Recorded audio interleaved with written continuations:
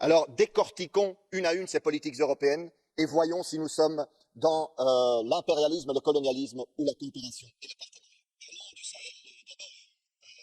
Évidemment, nous voulons tous la paix, la stabilité, la sécurité, nous en avons besoin.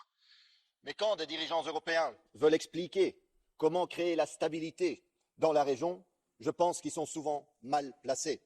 Mal placés parce qu'évidemment, aucun dirigeant européen ne devrait parler de la région sans d'abord se rappeler, regretter et condamner l'invasion de la Libye et la guerre qui a été portée en Libye, qui a détruit un pays et déstabilisé la région.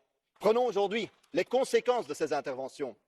Nous parlons de coups d'État, mais au Mali, au Burkina Faso, même les coups d'État semblent moins contestés parfois que la présence militaire de certains pays européens. Certains y voient même un retour à la souveraineté. Alors ça, il faut quand même peser l'impact de cette intervention européenne ou des pays européens. Alors moi j'entends que les peuples du Sahel veulent se libérer de la subordination à l'Europe, qu'elle soit militaire, économique, monétaire.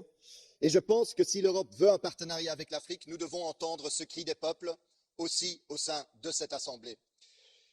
Alors, la démocratie est essentielle, mais elle vient avec la souveraineté et le droit à l'autodétermination, évidemment. Et alors, mettons fin au franc néocolonial CFA, mettons fin à la dette qui asphyxie et mettons fin au pillage des ressources naturelles, mais aussi au pillage des poissons des mers par des navires européens.